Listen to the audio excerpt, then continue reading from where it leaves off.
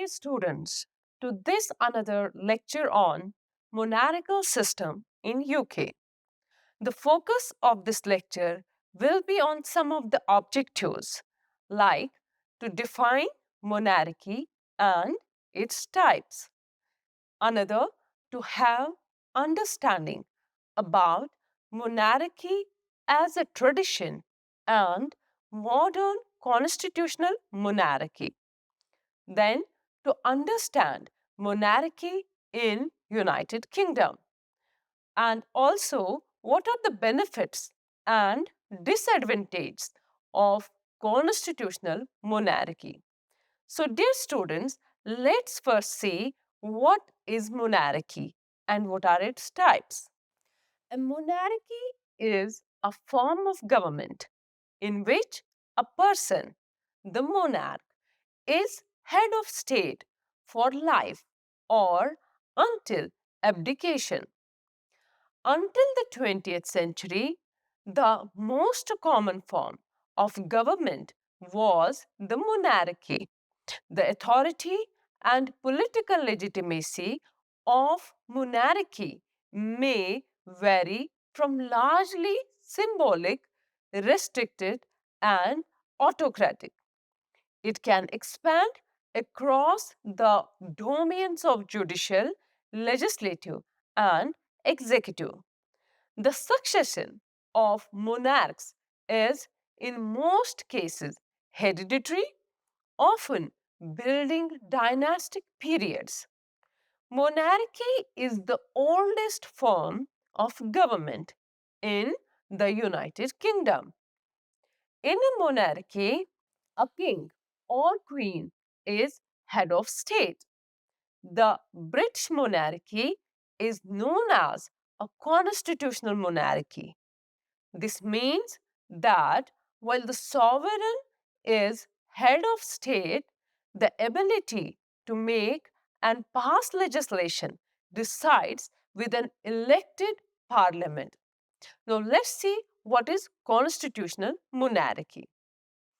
A constitutional monarchy, also known as the parliamentary monarchy or democratic monarchy, is a form of monarchy in which the monarch exercise their authority in accordance with a constitution and is not alone in deciding.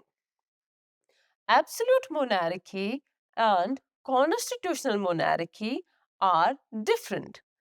Thailand, Malaysia, Japan, Belgium, Sweden, Canada, the United Kingdom, Netherlands, Spain, and Cambodia are examples of constitutional monarchies.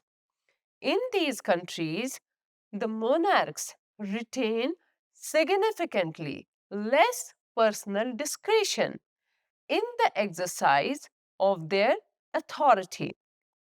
Now, let's see, dear students, what constitutional monarch, lack of real power is. A constitutional monarch is a sovereign who reigns but not rule. A constitutional monarch does not choose political leaders. A constitutional monarch does not set public policies. In the European constitutional monarchies, the governments may operate in the name of the monarch, but those monarchs have no formal authority. Now, let's see what is absolute monarchy. In an absolute monarchy, the king or the queen has absolute power. An absolute monarchy is a form of monarchy in which the monarch rules in their own right. Absolute monarchy in Europe reduced drastically after the French Revolution and World War I. The autocratic rule of the Tsar in Russia came to an end after the Russian Revolution. Examples of absolute monarchy are Saudi Arabia, Vatican City, Oman, United Arab Emirates, Eswatini, and Brunei. Now, let's see how monarchy is a tradition. A constitutional monarchy is a form of government in which a monarch acts as a head of state within the parameters of a written, unwritten, or blended constitution. It differs from absolute monarchy in that an absolute monarch serves as the sole source of political power in the state and is not legally bound by any constitution. Most constitutional monarchies employ a parliamentary system in which the monarch may have strictly ceremonial duties or may have reserved powers, depending on the constitution. They have a directly or indirectly elected prime minister who is the head of government and exercises effective political power. As in most republics, a constitutional monarchy's executive authority is vested in the head of state. Today, constitutional monarchy is almost always combined with representative democracy and represents, as the theory of Swix, a compromise between total trust in the political class and in well bred and well trained monarchs raised for the role from birth. Though the king or queen may be regarded as the government's symbolic head, it is the prime minister who actually governs the country. In Britain, the Glorious Revolution of 1688 led to a constitutional monarchy, restricted by laws such as the Bill of Rights 1689 and the Act of Settlement 1701. Although limits on the power of the monarch, a limited monarchy, are much older than that, as seen in our Magna Carta. Today, the monarchy in Britain is politically neutral, and by convention, the role is largely ceremonial. No person may accept significant public office without swearing an oath of allegiance to the Queen. Now that Queen is dead, there is King. Constitutional monarchy, most notably, occurred in continental Europe after the French Revolution. Napoleon Bonaparte is considered to be the first monarch, proclaiming himself as embodiment of the nation rather than as a divinely appointed ruler. In contrast, the divine right of French kings before him. This interpretation of monarchy is basic to continental constitutional monarchies. G.W.F. Hegel, in Philosophy of Right, which he has published in 1820, justified it philosophically.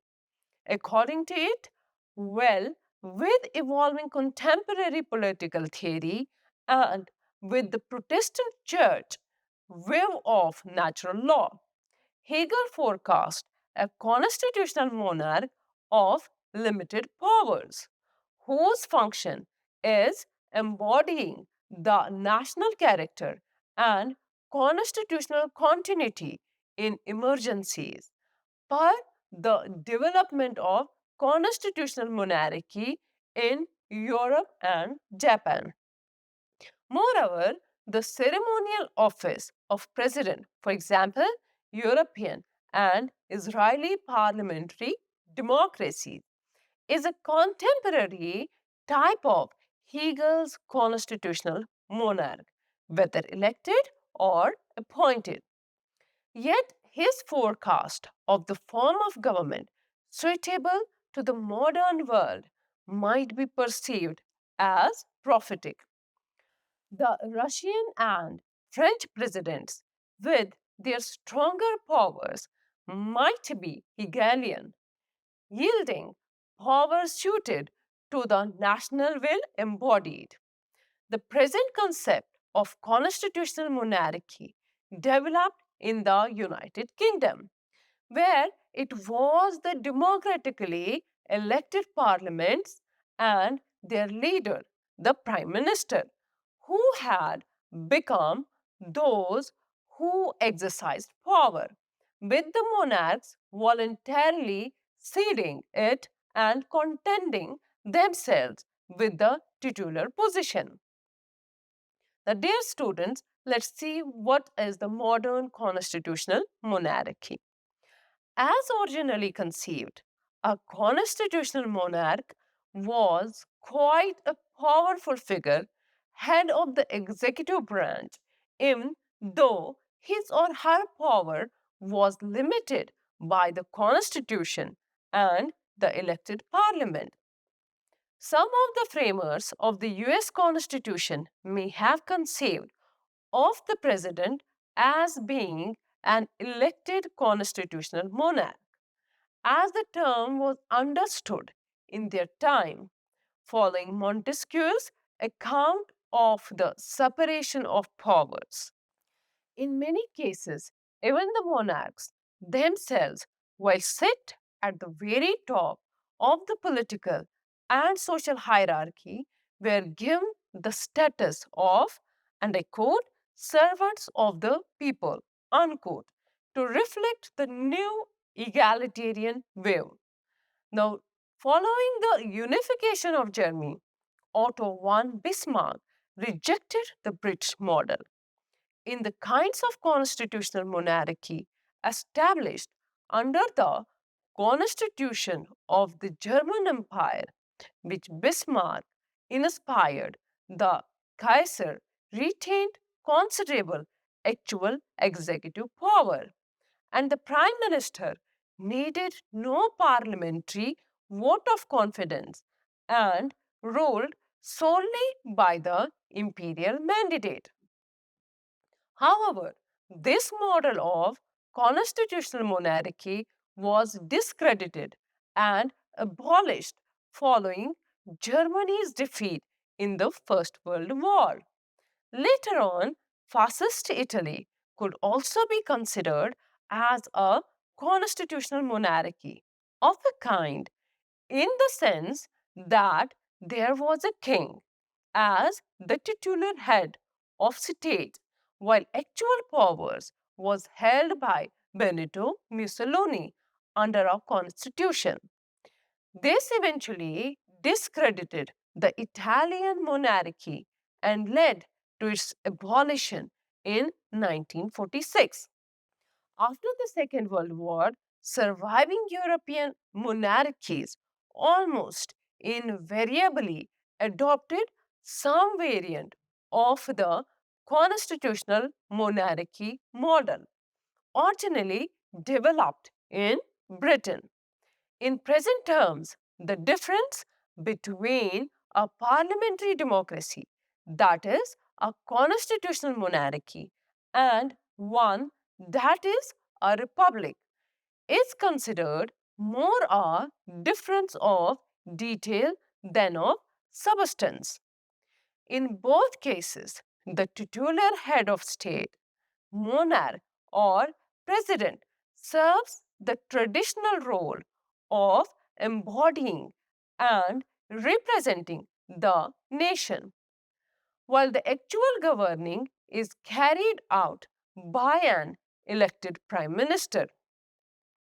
This is contradictory to the Republican cause and desire to abolish the role of the monarch, to replace it with another individual to assume the same duties. In both the United Kingdom and elsewhere, a common debate centers on when it is appropriate for a monarch to use his or her political powers. When a monarch does act, political controversy can often ensue, partially because the neutrality of the crown is seen to be compromised in favor of a partisan goal. While political scientists may champion the idea of an interventionist monarch as a check against possible illegal action by politicians, the monarchs themselves are often driven by a more pragmatic sense of self preservation, in which avoiding political controversy can be seen as an important way to retain public legitimacy and popularity. There also exist today several federal constitutional monarchies. In these countries, each subdivision has a distinct government and head of government, but all subdivisions share a monarch who is head of state of the federation as a united whole. The latest country that was completely transformed from an absolute monarchy to a constitutional democratic monarchy is Bhutan. Now, let's see the monarchy in United Kingdom.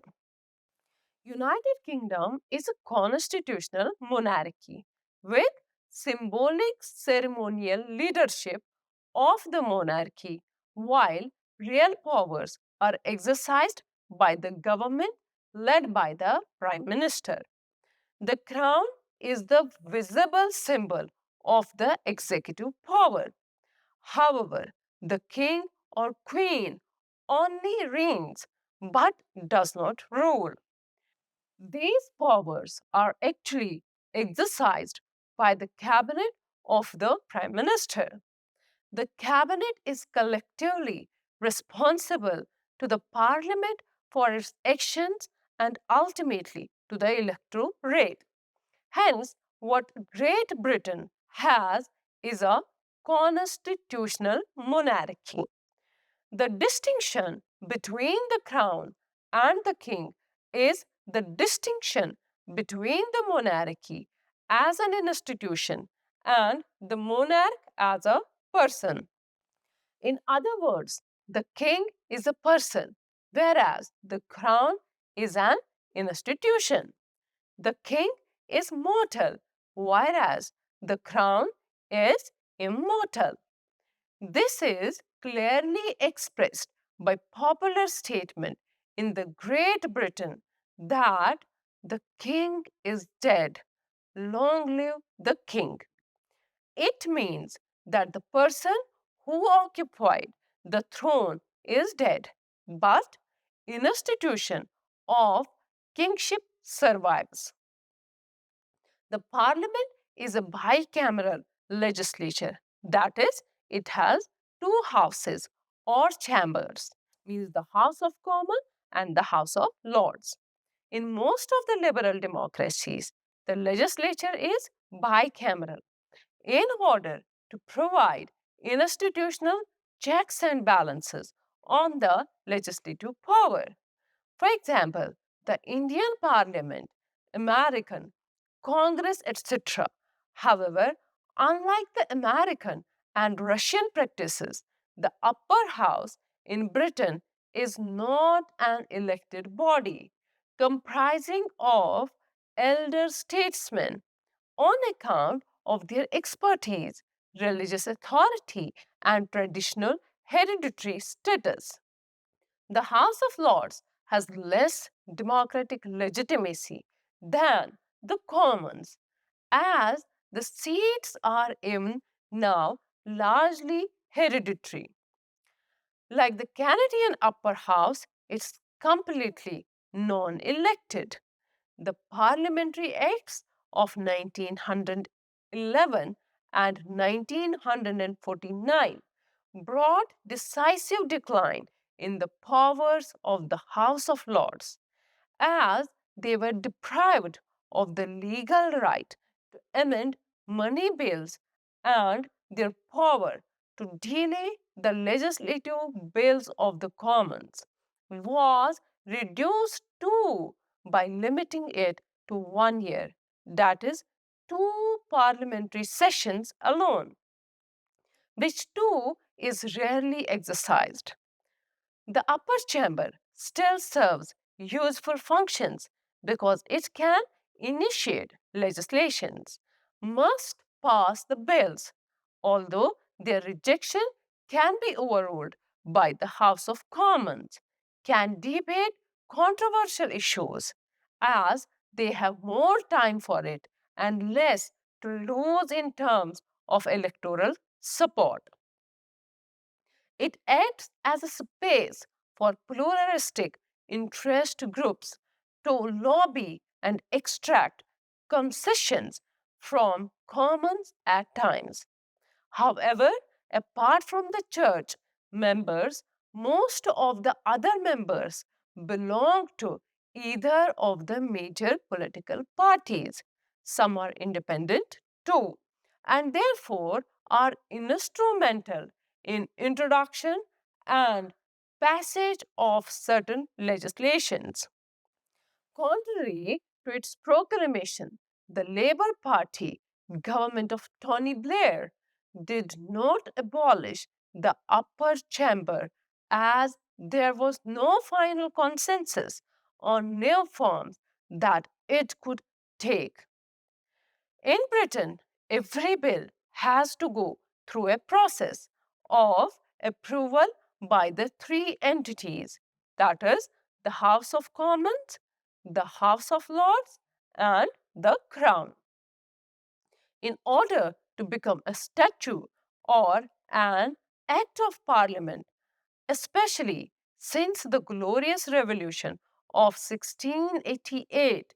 It has been established that will of the public reflected through elected members of commons be carried out and not be challenged by a non-elected monarchy.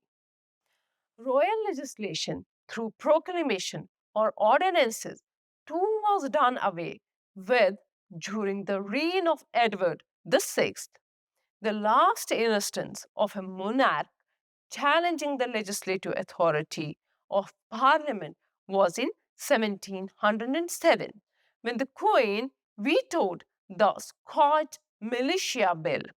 Though it is imperative for a bill to get the royal assent to become a law, for all practical purposes, the monarchy's role in legislation is just ceremonial.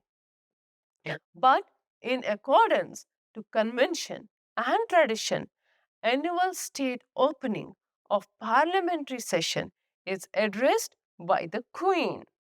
The address, however, is written by the government and the Queen only reads it aloud. The Crown dissolves the Parliament and calls for new election on the request of the Prime Minister. Power to veto a bill is only symbolic in case of British monarch. In regular confidential meetings, the Queen has the right, according to Walter Baggot, to be consulted, the right to encourage, and the right to warn. After an election, the Prime Minister meets with the Queen to request her permission to form government, which is more of a formality. In case there is no clear absolute majority party, the Queen acts as an arbiter, the person who appears to be in the best position to form a government, in Queen's opinion, on the advice of the Prime Minister, is invited to form the government. Monarchy is still revered as a symbol of tradition, unity, stability, and national identity of a British nation. Yeah. Nominally, she is the supreme executive authority and commander in chief.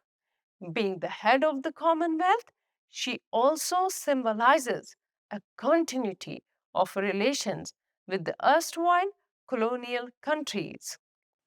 In the United Kingdom, many important governmental actions are done on behalf of the Queen Elizabeth II, or she exercises her powers at the direction of the Prime Minister. These are generally things which remain within the royal prerogative. These powers are diverse. For example, they include A. Appointment of bishops in the Church of England. B. The power to appoint a government. C. Call and dismiss parliament. D. Declare war. E. Appoint members of the House of Lords. F. Carry out all criminal prosecutions. G. Give medals. H. Control all the armed forces. I. Control police forces. J. Pass or refuse to pass acts of parliament. K. Appoint judges. And I. To pardon, which was material under the Tudors and is the basis of the mechanism for directing the appointment of bishops. However, such activities are not generally done by her directly, and were the Queen to carry out these functions independent of Parliament, she would precipitate a constitutional crisis. In addition, historically, it has been held that the Queen cannot be prosecuted for any criminal offense or be required to give testimony in court. Within a constitutional monarchy, the individual acting as the head of the government does not have absolute control.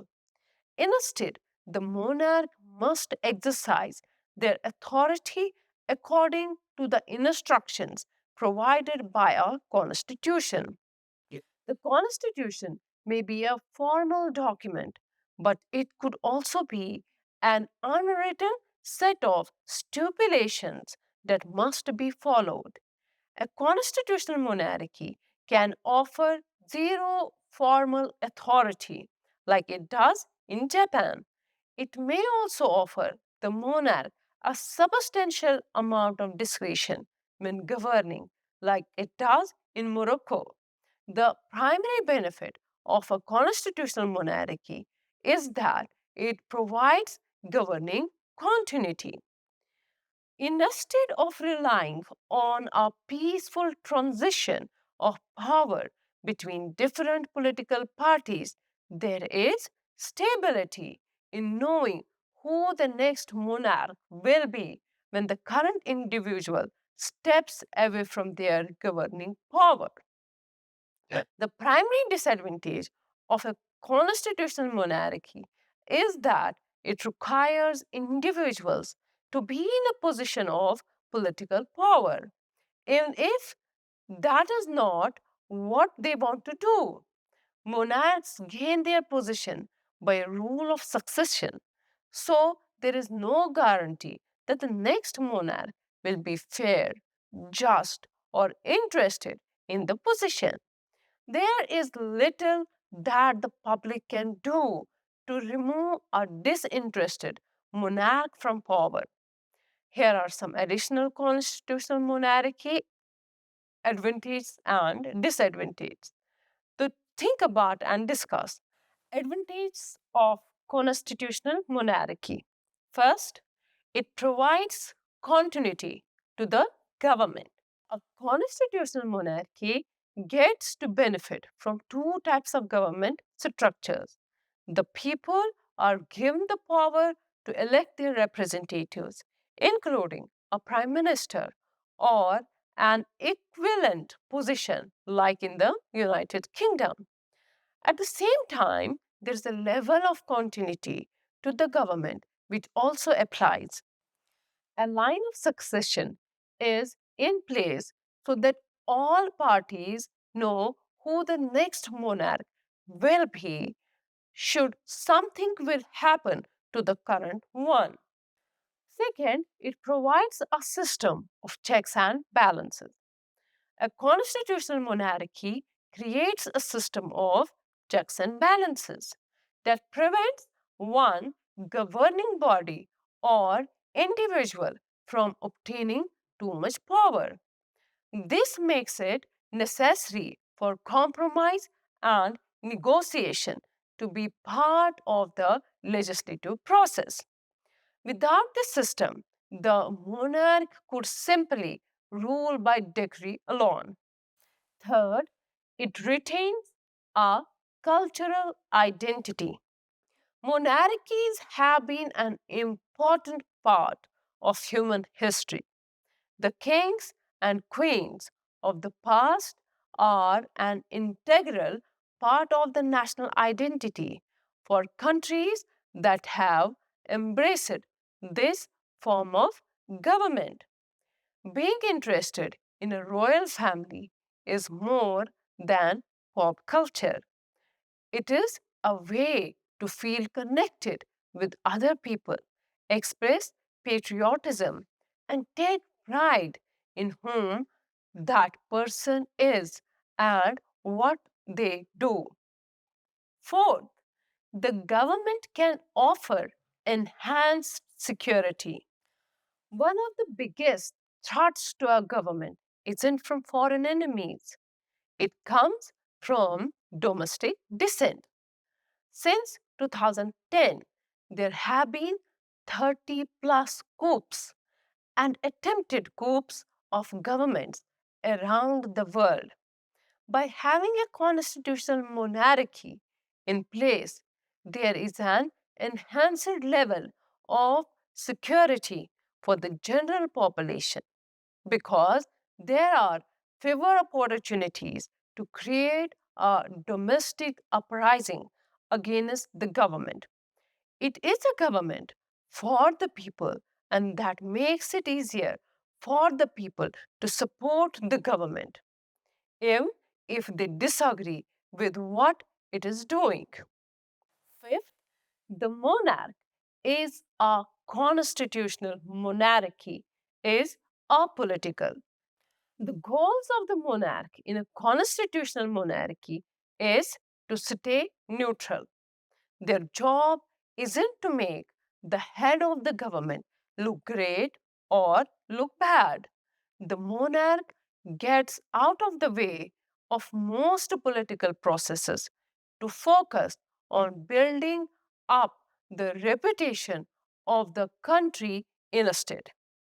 At the same time, the monarch often has powers kept in reserve that can prevent politics from going to extreme. If the monarch doesn't like the approach being taken, then one conversation may be all that is required to make needed changes. Sixth, it is possible for the monarch to be self financed. A good example of a constitutional monarchy being self financed can be found in the United Kingdom. The royal estates that are used by the family are administered by the government. 85% of the generated revenues go directly to the government, while the remaining is used to help maintain the royal household. Now, let's seven. Political change is still possible. In a constitutional monarchy, elections are still held on a regular basis. They may be routinely scheduled at specific dates or ordered by the government by a specific deadline that gives the people a chance to express a need for change should they wish it. Now let's see disadvantages of constitutional monarchy.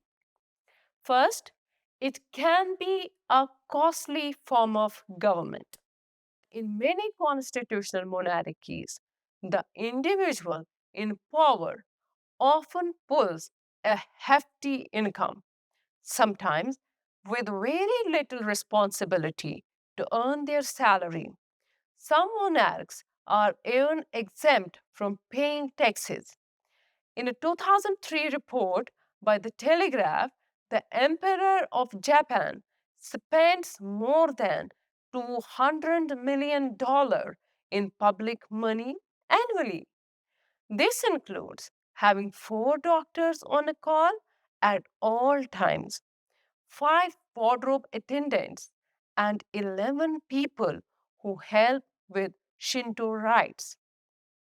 Second, it may be difficult to create social change.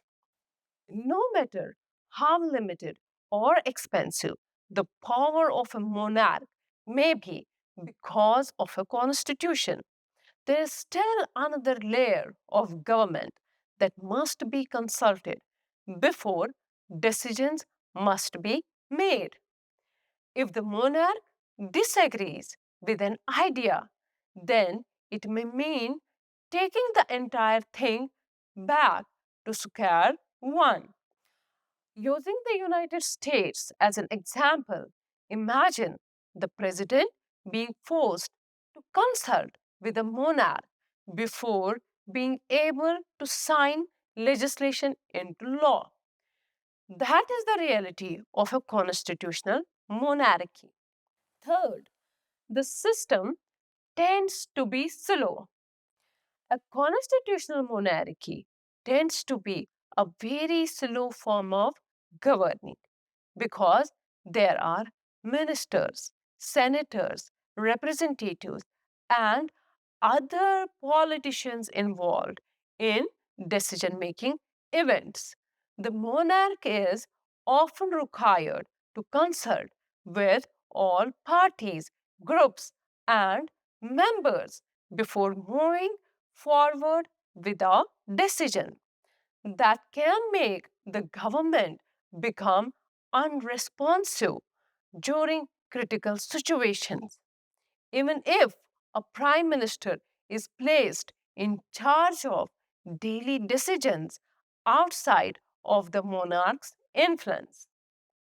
Fourth, this form of government can be quite difficult to change. Constitutional monarchies are often very difficult to evolve because of the complexity of its structure. Unwritten constitutions even create difficulties because the rules, though unwritten, have a tradition of being followed. Changing the rules creates objections within the various layers of government that must be resolved before any internal change would become possible. Fifth, some may see a constitutional monarchy as a sign of oppression. In the past, a monarchy was usually built upon the backs of the working class. The monarch received the wealth and outcomes of labor, while the working class got by with just enough to survive if they were lucky. A constitutional monarchy is still a throwback to this era, which means it is seen as an elitist family in a position of privileged success that they didn't work to earn. These constitutional monarchy pros and cons describe a government that can be balanced and effective, but only if it is properly managed. Open lines of communication between all layers of government are essential for a constitutional monarchy to experience long term success. This was all about constitutional monarchy. Hope you have enjoyed the lecture. Thank you.